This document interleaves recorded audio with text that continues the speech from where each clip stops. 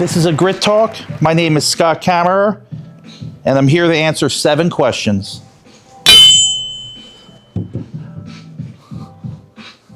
I was a little stressed about the anvil part, but... So what have you not done yet that you'd like to be part of your story or included in your eulogy? Well, first of all, I'm not really ready to talk about my eulogy. I think I'm just getting started, and I'm too young for that. Then my wife reminded me, Scott, you're not as young as you used to be. You better start thinking about that. So I think my life, I'm humbled and blessed that my story already includes all the great things today. The whole basis for a lot of what I have done is hope and hard work. And those 2 principles have really guided me throughout my career. The basis for my business career started in wrestling, not the WWE style, the collegiate style. So I was not the best behaved student. So my principal said to me, you have 2 choices. You can go to detention every day for the rest of your life, or you could go to wrestling practice. I said, well, let me think about that one. I have to think about that. So I ended up choosing wrestling, and it really changed my whole life, changed my whole outlook, and it was really the best thing I could have done as a young man. I learned how to work hard. I learned how to make a plan. I learned how to build a team around me. So I ended up doing really well. I won a state championship. I was an All-American. I got named a lot of Hall of Fame accolades. And then I really went all in, and a guy named Dan Gable said, if you really want to do good, you have to start training when everyone else is sleeping. So I think that the basis for really the restaurant business came from my background in wrestling. So when my career kind of ended, I moved to Rehoboth Beach.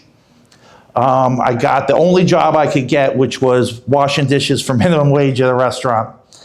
And I looked around and I said, you know, I think I could do this. I think I could be really successful and I could be a good restaurateur. I had absolutely totally zero experience, no knowledge.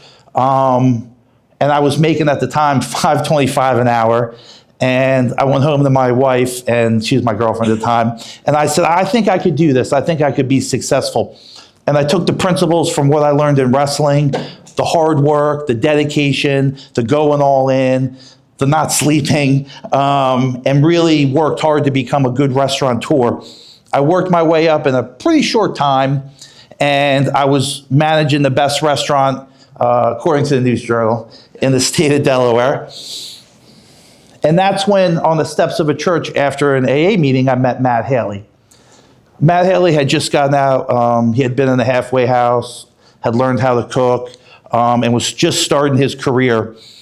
And he said to me on the steps of the church, you know, what business are you in? I said, I'm in the restaurant business. And he said, me too. Of course, I found out later he didn't have a job and wasn't in the restaurant business. But he said, do you want to start a restaurant empire with me?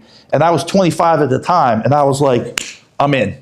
So I went home and told my wife, and she was like, go back and tell him, no, you're out of your mind. You can't do that. We have patio furniture and healthcare, and we've been working really hard to get to this point. So ended up Matt and I being really successful together. And in 2012, he started doing philanthropy work and had mostly, at that time, just done the restaurants. Was switching to philanthropy.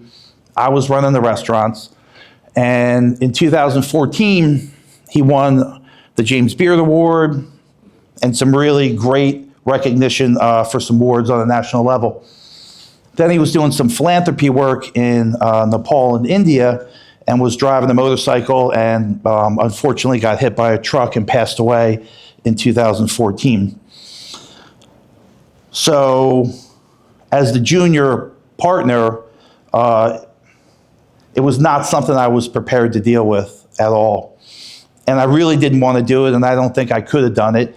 And I was fortunate enough that Alan Levin, who was a Secretary of Economic Development at the time, really helped me through it, really guided me through it. And I was able to stand up and really be counted. And at the time, we had about 800 employees. And I remember one of them was like, Mr. Scott, what are we going to do now that Matt passed away? Am I going to keep my job? And I said, don't worry, it's going to be fine. I'm going to take care of it all. And really, from that moment on, I felt like I wanted to cook beautiful, simple food, develop the people I work with, and make the world a better place. So as far as what else I'd like to be in my eulogy, I think that these opportunities that come up for us, sometimes we have no idea. But I know at the end of the day that I'm going to stand up and be counted, and that I'm not going to back down from challenges, and that I want to be remembered as somebody who made the world a better place and supported things and supported people when times were hard. So the next question, how has failure or apparent failure set you up for later success? And do you have a favorite failure? I mean,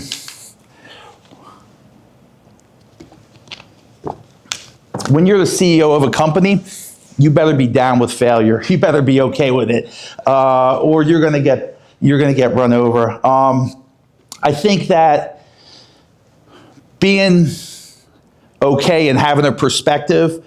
I'm 28 years sober, so when you had to look yourself in the mirror and say that you're powerless over alcohol, and that you turn your life and will over to a higher power, it's really hard to get too upset when Matt's Fish Camp Bethany misses their budget by $500. So it kind of gives you a perspective of what's possible and what's not possible, and it gives you my sobriety and time in the program has really given me the ability to see things in the right perspective and not get too emotionally caught up or upset in how things are going, and be able to logically come up with a plan. Too many, leaders are very emotional and they get bogged down in the minor details. But I think my sobriety has given me the perspective to see things really for what they are and be able to see the bigger picture,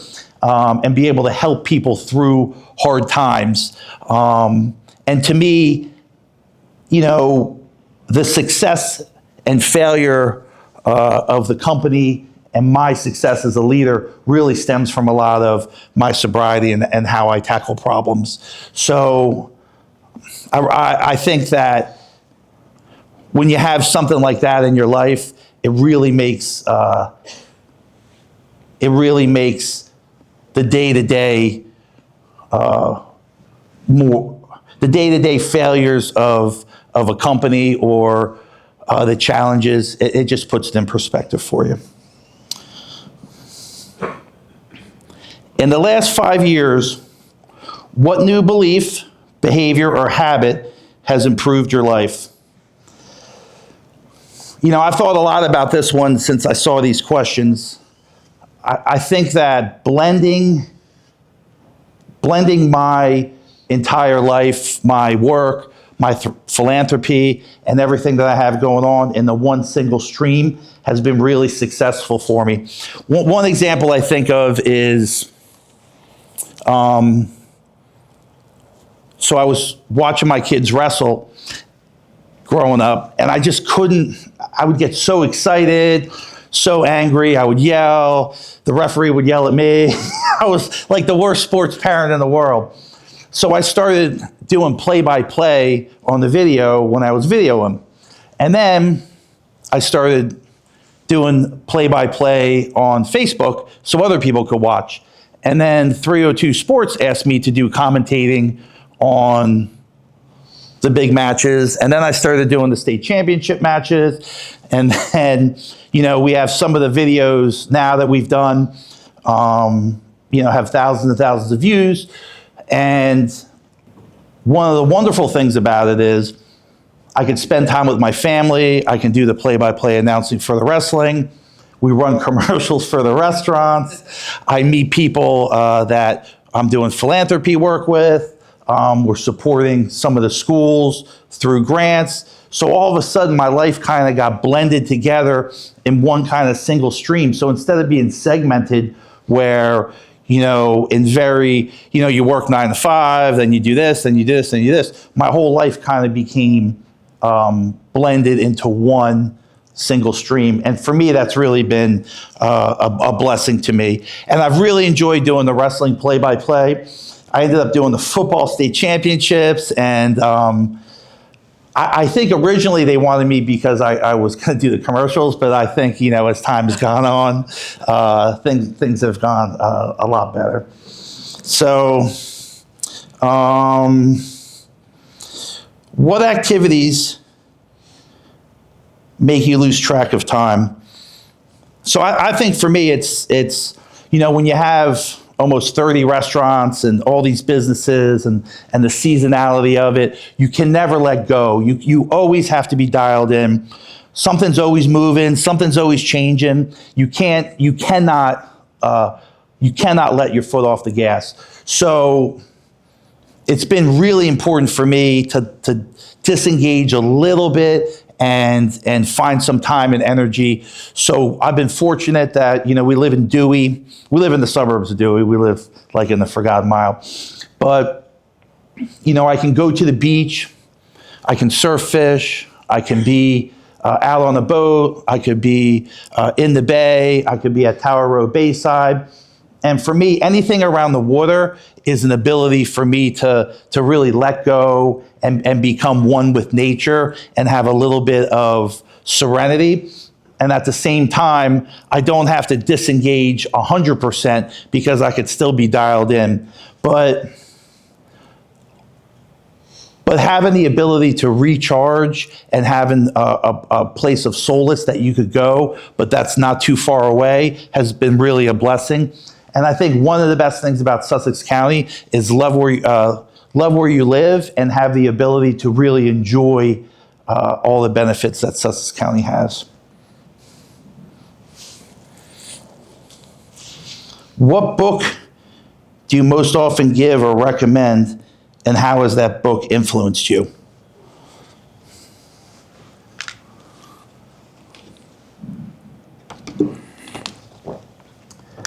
So one of the things I first did when I got into the restaurant business is I got all these books on how you run restaurants, how you write schedules, how you do everything. And I read them all, and then I really got a lot of books, and I got so busy, I couldn't read them all. I have hundreds and hundreds of books on business and restaurants and all these different kinds of things. So I have this library in my office, and I said, I can't read all these books. I think what I'm going to start doing is strategically give them to people, have them read them, and give me a book report at the office. So, and then what I started doing was when stuff was coming up, like we were going to open a brewery, I got the book, Brewing Up a Business, and I gave it to this guy, and he did the book report, and at the end he was like, wait a second, we don't have a brewery. Are we building one? Am I going to be in charge of one? So I started using it as a tool to really help people engage and understand what we were doing. So I think that, look, giving everyone in the audience or everybody one specific book, I think is counterproductive. But having books that you have, and when things come up, somebody will be late to a meeting, and I would be like, I got just a book, Time Management, for you. Let's see a presentation in 2 weeks. And then as time went on, I ended up delegating the whole book project. It's on someone's job description now, that one of our vice presidents runs the book program for all the employees. So, and we were really, for a while, we were getting like book report after book report after book report. And finally, some of the directors were like, all right, how about one a month? So I think that rather than individually saying this is a book for everybody, I would encourage you to specifically pick books that fit better people, or in your company, create a book program where people give book reports to give back. They're going to hate me, and hopefully, but I think that it really encouraged people to be engaged. What have you purchased or been given in the last year, valued under $200, that has most positively impacted your life? So when you have a beach house, as some of you might, you have a lot of friends that come visit. And that's just the way it is. So we live at the beach, and all these people will come and visit us, and then they'd be like, so I started getting bicycles, and then we have all the students that were working for us, the Romanian students. So I started getting all these bicycles, keeping them at my house, working on them, giving them to people, lending them to people.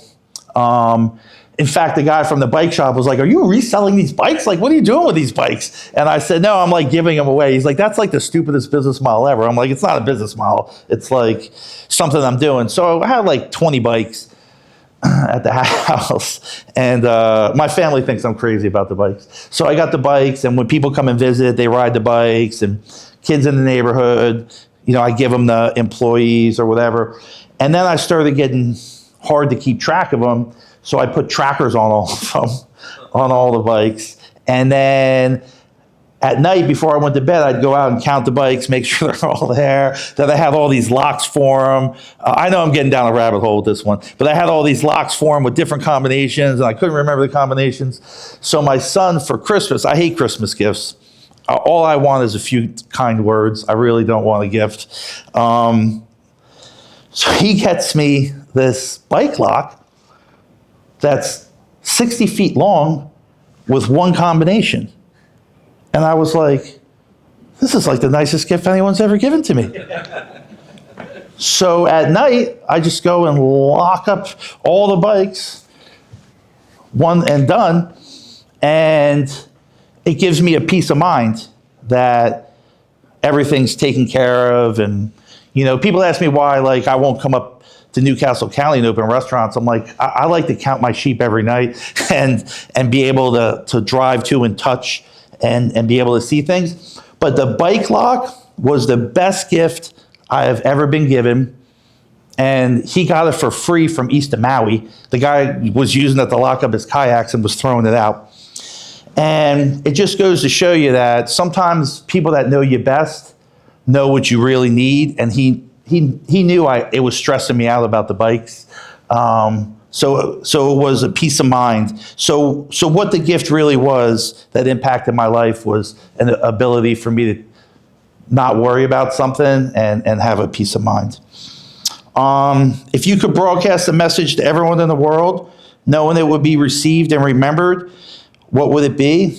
I mean, I could tell you, I definitely would never want to do that. And I definitely wouldn't want everybody listening to me. But if I were to do that, I think the message, and especially today, is to embrace diversity and differences in who we are, and tone down trying to look for what makes us different and why we might not like each other, and to spend more time building bridges between commonality between people, and that at the end of the day, we're all in this together, and that love, not hate, is truly to remember that, the humbleness that we should embrace differences and love each other for what's different, not the same.